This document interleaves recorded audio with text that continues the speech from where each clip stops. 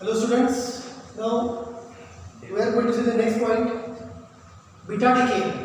In the last lecture we discussed about alpha decay. Okay, so radioactive nuclei disintegrates, म्हणजे त्याचे विघटन होतं. After disintegration of the radioactive nuclei, it emits the particle. It emits alpha particle, it emits beta particle, okay, and also it emits the gamma particles. So there is a radioactive material, okay, this material I can say radioactive material. After disintegration, म्हणजेच काय, डिसइंटिग्रेशनचा अर्थ काय बघा, विघटन, बरोबर. डिसइंटिग्रेशन म्हणजे आपण याला काय म्हणतो, विघटन, किंवा याला म्हणतात डिके ऑफ न्यूक्लियस और डिसइंटिग्रेशन ऑफ न्यूक्लियस. डिसइंटिग्रेशन होतं म्हणजेच काय होतं, either number of electrons protons decreases, okay, और मास नंबर डिक्रीजेस और इंक्रीजेस. एक तर number of electrons, number of protons किंवा टोटल मास नंबर चेंज होतो. म्हणजे काय झालं, रेडिओएक्टिव्ह मटेरियल काय झालं, डिसइंटिग्रेट झालं with respect to time. So once the radioactive material disintegrate, it emits radiation, and here is the plate, positive plate, and here is the negative plate. The particle which is moving towards the negative plate, that particle is said to be alpha particle. See, these are the particles emitted after the disintegration of the radioactive material. Second particle which is emitted moving towards positive plate, that is said to be beta particle. And the particle, or I can say, there is no any deviation, it is moving undeviated. So that is said to be a radiation, which is not moving towards positive plate or negative plate of the collector. It is moving undeviated. That undeviated radiation is called as the gamma ray, or I can say gamma radiations. Alpha particles, beta particles, and gamma rays, these are moving. They are coming from the radioactive material. कधी जर त्या radio मटेरियलचं डिसइंटिग्रेशन झालं होतं. डिसइंटिग्रेशन म्हणजेच decay म्हणजेच काय झालं, either number of electrons protons changes और मास नंबर चेंजेस. म्हणजेच काय झालं, ते रेडिओएक्टिव्ह मटेरियल काय झालं, त्याची डायमेन्शन चेंज झाली किंवा त्याचं काय झालं, डिके झालं. फॉर एक्झाम्पल जर आपण असं घेतलं, हे एक काय रेडिओएक्टिव्ह न्यूक्लिय आहे, त्याच्यामध्ये 50 इलेक्ट्रॉन्स आहेत. After certain time this 50 electrons convert into 30 electrons. Is it clear? म्हणजे काय झाले, 20 electrons emit out. Okay, again 30 from the particular radioactive element it becomes 10. म्हणजेच काय झालं, 20 electrons reject out. So what happens, there is a disintegration of the particular radioactive nucleus or radioactive material takes place. मग ज्या ज्याला त्याचं डिसइंटिग्रेशन होतं त्याच्यामध्ये काय बाहेर पडतात, it emits the alpha particles or it emits the beta particles, it emits the gamma particles. So we have discussed in the last lecture alpha particle by considering the example of bismuth. Bismuthचं conversion कशामध्ये होतं, helium with emission of alpha particle. Alpha particle म्हणजे काय, ज्याचा atomic number 2 असतो, ज्याचा mass number 4 असतो, तो पार्टिकल कोणता असतो, alpha particle. So I can say this is said to be alpha particle. There are number of radioactive elements, number of nucleus are present. So you will be having maximum or number of examples. Out of number of examples we have considered only 1 example. असे बरेचसेच आहेत ज्याच्यामधनं alpha particles बाहेर पडतात, पण आपण इथे फक्त काय घेतलं, एक as a point of study म्हणून बिस्मथचं ज्या थॅलियममध्ये कन्वर्जन होतं, कसं बिस्मथचा ॲटॉमिक नंबर असतो 83, बिस्मथचा मास नंबर असतो 212, इथे किती होतो मग 208 प्लस 4 212. ओके, म्हणजे 83चं काय होणार आहे, 81 प्लस 2 इट इज 83. म्हणजे रिॲक्शन बॅलन्स झाली, बरोबर. So whenever bismuth converted into thallium it emits the alpha particle. असे बरेचसे एक्झाम्पल आहेत, आपण फक्त सेक ऑफ अंडरस्टँडिंगसाठी हे एक्झाम्पल घेतले bismuths. Okay, so alpha particle. What happens to beta particles emission, what happens to beta particles emission. लक्षात घ्या, whenever radioactive material disintegrate, it reduces its number of electrons or number of protons or number of neutrons or I can say total mass number. त्या न्यूक्लियसचं डिसइंटिग्रेशन होतं म्हणजे त्याच्यामध्ये electron बाहेर पडू शकतील, त्याच्यामध्ये प्रोटॉन बाहेर पडू शकतील, त्याच्यामध्ये काय होत असतं न्यूट्रॉन बाहेर पडू शकते. हे सगळे पॉसिबिलिटीज आहेत. Second case that is the beta decay. When radioactive material or I can say when the nucleus, any radioactive nucleus decays म्हणजे विघटन, decays, then atomic number Z increases by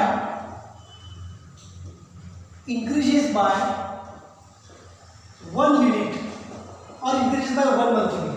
Unit म्हणलं तर याच्यामध्ये तुम्हाला तिथं डिनोट करायला पाहिजे what is that 1 unit. Okay, increases by 1 and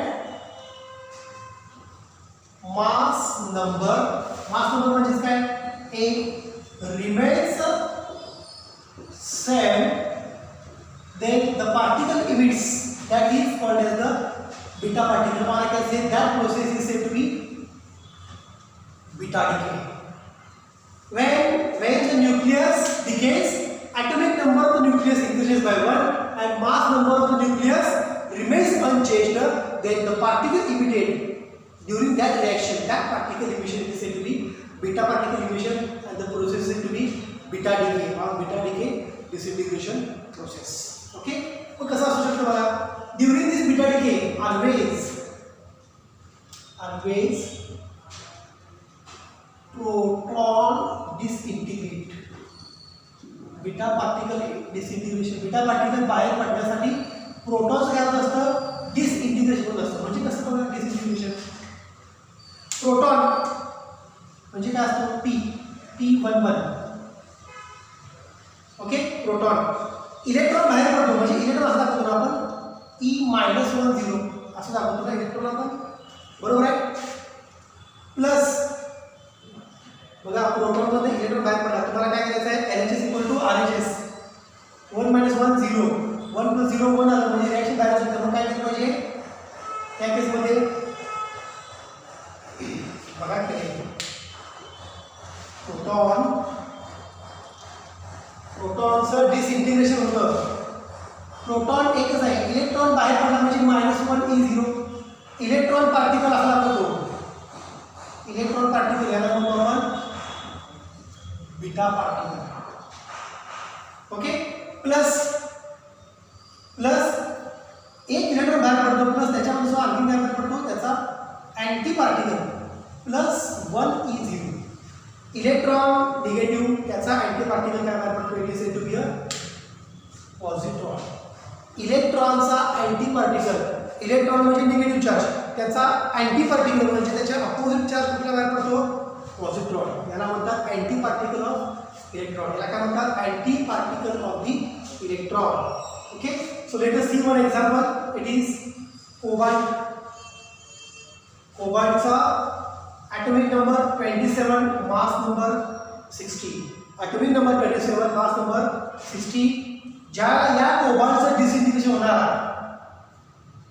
त्यावेळी काय होतं बघा, काय बाहेर पडायला पाहिजे बीटा पार्टिकल. बीटा पार्टिकल बाहेर पडायला पाहिजे. बीटा पार्टिकल म्हणजेच काय इलेक्ट्रॉन, म्हणजे एक इलेक्ट्रॉन बाहेर पडला. -1 E0. 27 - 1 26. 60 - 0 60. कोणत्या मटेरियलचा हा मास नंबर ॲटॉमिक नंबर आहे आणि हा मास नंबर आहे. This is the example for decay. This is the example for decay. म्हणजे बघा या केसमध्ये 27 मास नंबर इंक्रीजेस आणि डेफिनेशन काय सांगते ॲटॉमिक नंबर इंक्रीजेस बाय 1. 27चा किती झाला 28. Atomic number increases by 1, mass number remains same. mass number तोच राहिला 60 चा 60. atomic number किती झाला 28 चा 28 म्हणजे atomic number कितीने वाढला +1 ने वाढला. मग काय झालं तुम्हाला LHS = RHS. किती आहे 27, किती आहे 28. बट 28 - 1 काय झालं परत 27. म्हणजे कुठला पार्टिकल बाहेर पडला पाहिजे बीटा पार्टिकल. ओके, म्हणजे बीटा पार्टिकल या केसमध्ये काय बाहेर पडला पाहिजे, तर रिॲक्शन या केसमध्ये बॅलन्स होणार आहे. So disintegration of this nucleus which cobalt nucleus convert into nickel nucleus, but when cobalt nucleus convert into nickel nucleus, it emits the beta particles. It emits the beta particles. आणि या प्रोसेसला म्हणतात beta particle काय पडला, म्हणजे कुठला particle काय पडला याला असं म्हणलं जातं बीटा मायनस. या मायनसचा अर्थ काय माहिती का, इलेक्ट्रॉन. मग या प्रोसेसला म्हणतात बीटा मायनस डिके. या प्रोसेसला काय म्हणतात बीटा मायनस डिके. या प्रोसेसला काय म्हणतात beta minus decay. Okay, what is that beta minus? Beta minus means it is a decay in which electron emits. Electron emit झाला म्हणजे बीटा पार्टिकल इमिट झाला. कसा ते beta particle? Beta minus particle emit झाला. कधी? ज्यावेळी cobalt न्यूक्लियसचं nickel न्यूक्लियसमध्ये conversion होतं त्याला काय होतं 27चा ॲटॉमिक नंबर किती झाला 28, म्हणजेच इलेक्ट्रॉन बाहेर पडला. कारण 28 - 1 27 LHS = RHS. म्हणजे या रिॲक्शनमध्ये काय बाहेर पडलाय इलेक्ट्रॉन, म्हणजे बीटा पार्टिकल बाहेर पडलाय. म्हणजे ही जी प्रोसेस आहे the process in which electrons eject out that process is called as the beta minus decay. ज्या या न्यूक्लियर रिॲक्शनमध्ये याच्यामध्ये जो काय बाहेर पडलाय रेडिओ ॲक्टिव्ह न्यूक्लियसचं डिसइंटिग्रेशन झाल्यानंतर जो पार्टिकल बाहेर पडला हा कसा पार्टिकल आहे बीटा मायनस पार्टिकल. का? Beta minus electron of negative charge emit out of the reaction. Electron of negative charge emit out of the reaction. मग बीटा मायनस असेल तर बीटा प्लसचा अर्थ काय बघा, beta plus decay. What is this beta plus decay? I can consider nucleus of sodium. Sodium काय असतो 1122. Sodium nucleus 1122. Okay, beta plus मग अशी म्हटलं मी इलेक्ट्रॉन बाहेर पडला तर बीटा मायनस, बरोबर. इलेक्ट्रॉन बाहेर पडला तर बीटा मायनस आणि पॉझिट्रॉन बाहेर पडला तर इलेक्ट्रॉनचा अँटी पार्टिकल. इलेक्ट्रॉनचा अँटी पार्टिकल कोण असतो पॉझिट्रॉन. निगेटिव्ह बाहेर पडला त्याच्याबरोबर अपोजिट कोण बाहेर पडतो पॉझिटिव्ह. काही केसमध्ये जर पॉझिटिव्ह बाहेर पडला तर तो लिहायचा कसा सोडियम. बघा पॉझिटिव्ह जर बाहेर पडला -1 E0 च्या ऐवजी काय तसाच होतो +1 E0 +1 E0. ओके, म्हणजे काय मला काय पाहिजे आहे LHS = RHS. मग इथं 1 आहे म्हणजे ते किती पाहिजे 10 मीन्स 11 = 11. 22 + 0 22. 10 + 1 11 म्हणजे LHS atomic number is equal to RHS atomic number satisfy झालं. LHS mass number equal to RHS mass number satisfy झालं. मग कोणत्या एलिमेंटचा atomic number 10 आहे आणि mass number 22 आहे निऑन. निऑन म्हणजे when sodium converts into neon always there is a emission of positron not electron. always there is a emission of positron. या प्रोसेसला काय म्हणायचं beta plus decay. why plus because positron emit and why this is minus electron emit. याचा charge negative होतो beta minus decay, याचा charge positive म्हणजे हा असतो बीटा प्लस डिके. पण काही केसमध्ये असं म्हणजे neutrino no charge. some neutral particles are also emitted which don't make any effect on the reaction. याचे कुठलाही mass number atomic number change होत आहे तर सुद्धा काहीतरी न्यूट्रल पार्टिकल बाहेर पडतात त्याचं घ्यावर आहे ते आपण नंतर बघणार आहे. Okay, so what is this beta decay? When the nucleus decays or when disintegration of nucleus takes place, then atomic number increases by 1, means Z increases by 1. Z increases by 1 and mass number remains same. Mass number remains the same. Then the particle emitted, that particle is said to be beta particle. And ही जी emission process आहे याला काय म्हणतात beta minus decay. Why? Beta particle emitted with the negative sign, that is -1 is equal. The case in which positive emitted, it is called as a beta plus decay. Is it clear? So this is very simple concept for beta decay. Now let us see the gamma. Alpha झालं. Alpha म्हणजे काय? He 2 4 beta म्हणजे काय electron -1 E0. मग gamma रे म्हणजे काय होत आहे रेडिएशन. कारण का gamma ray don't have negative charge, don't have positive charge, they are moving undeviated. They are moving undeviated. Why?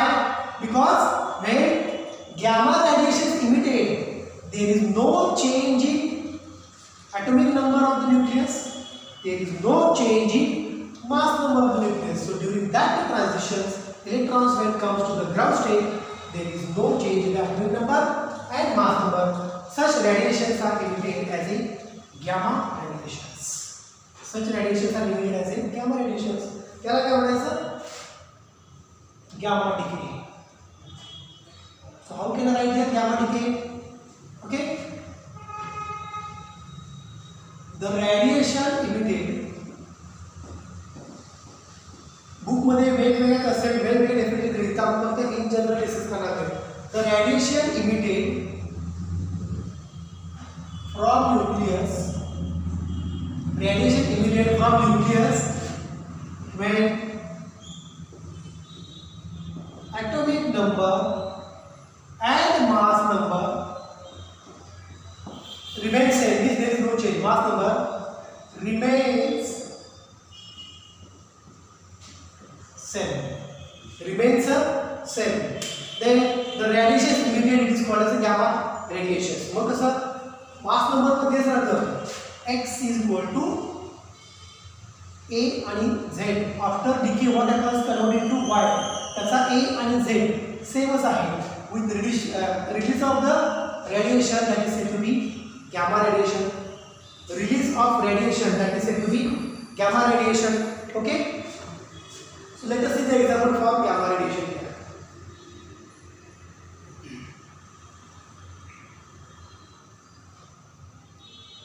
Beta plus and then it is said to be gamma minus. So even there is no change in the atomic number and mass number, the radiation emitted is said to be gamma radiation. So this is the radiation don't have any mass number or any atomic number, no any change in the mass number, atomic number. That's why this radiation is emitted. It is said to be gamma radiation.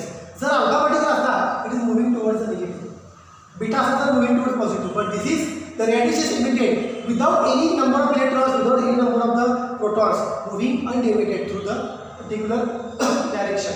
Alpha beta moving towards the plane, gamma moving undeviated. कारण हे असं radiation आहे ज्याच्यामध्ये कुठल्याही protons नाही कुठल्याही electrons नाही. It is moving undeviated. So this is the process for the emission of gamma decay. Radioactive transition in which electrons comes from higher state to the lower state by emission of radiation. That radiation is said to be a gamma radiation emission. Gamma radiation emission. Gamma radiation emission होताना लक्षात घ्या atomic number आहे तोच राहतो, mass number त्या न्यूक्लियसचा आहे तोच राहतो. कुठल्याही प्रकारचा atomic number कमी होत नाही, कुठल्याही प्रकारचा mass number त्या केसमध्ये कमी होत नाही. As it is जे radiation बाहेर पडतं that is said to be a gamma radiations. Okay, this is about alpha, beta and gamma radiations. आता या केसमध्ये आपण एक डिस्कस करायचं राहिलं बघा. आपण हे अल्फा पार्टिकलचं एक्झाम्पल आहे. मी याला म्हणतो mx mass of x element, याला म्हणतो मास ऑफ y एलिमेंट, याला म्हणतो मास ऑफ z एलिमेंट, किंवा मी याला म्हणतो z च्या ऐवजी आता हा आपल्याला माहिती आहे हेलियम आहे, मास ऑफ हेलियम. बीटा डिकेमध्ये आपण एक्झाम्पल बघितलं, कोणतं एक्झाम्पल बघितलं आपण बीटा डिकेमध्ये? Cobalt converts into nickel plus electron emits. याचं म्हणतो मास mx, याचं म्हणतो मास my, याचं म्हणतो मास ऑफ इलेक्ट्रॉन e. ओके, ठीक आहे. इन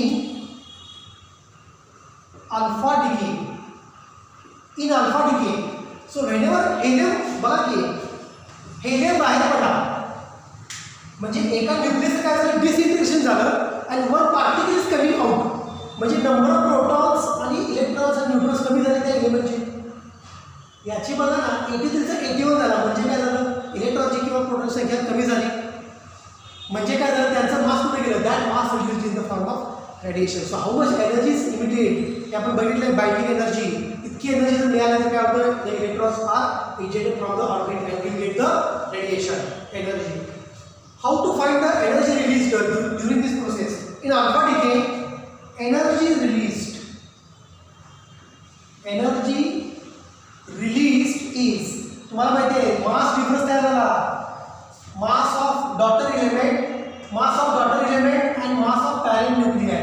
हे डॉटर एलिमेंटचे मासेस आणि या पॅरेंट न्यूक्लियसचा मास जर घेतलं, डिफरन्स जर घेतला तर तुम्हाला काय मिळणार आहे, mass defect. Mass defect into C square काय मिळणार आहे, energy released is equal to delta M into C square. तर या केसमध्ये मास डिफेक्ट कसा काढणार, mass of X minus mass of Y plus mass of helium is it clear into C square. जो काय मास डिफरन्स मिळणार delta M into C square, you get this much amount of energy released during alpha decay. बघा ना रे, mass defect मिळाला, कुठे गेला mass defect? हा जो मास डिफरन्स मिळणार आहे हा कुठे गेला, it is released in the form of radiation when you multiply by C square. Beta decay,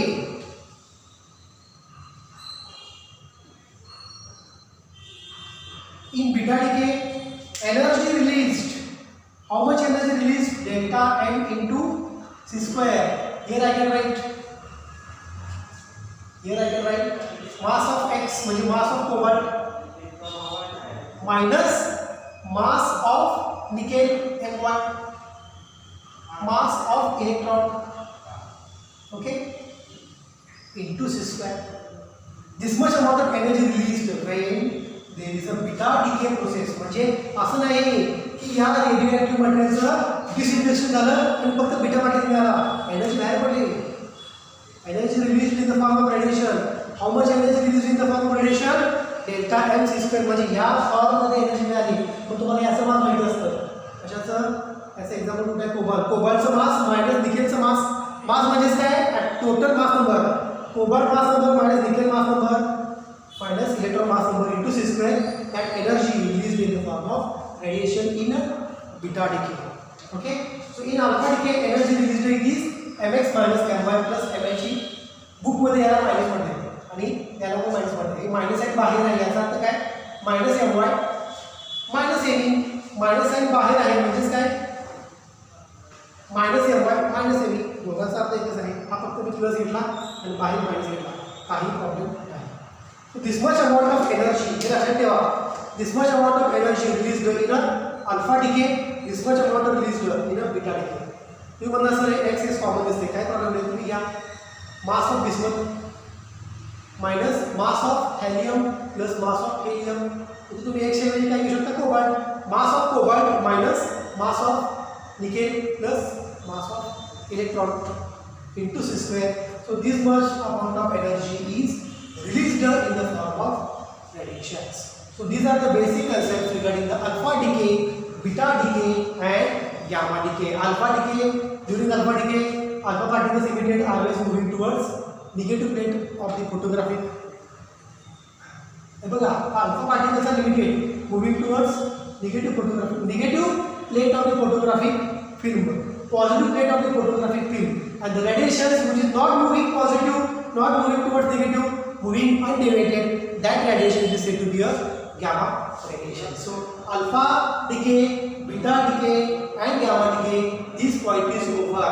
याचे आपण एक्झाम्पल पण बघितले आणि किती एनर्जी अल्फा बीटाला बाहेर पडते हे पण बघितलं. तुम्ही म्हणणार सर इथं गॅमाला का घेतलं नाहीये, गॅमाला का घेतलं नाही, कारण मास डिफरन्स झिरोच आहे ना.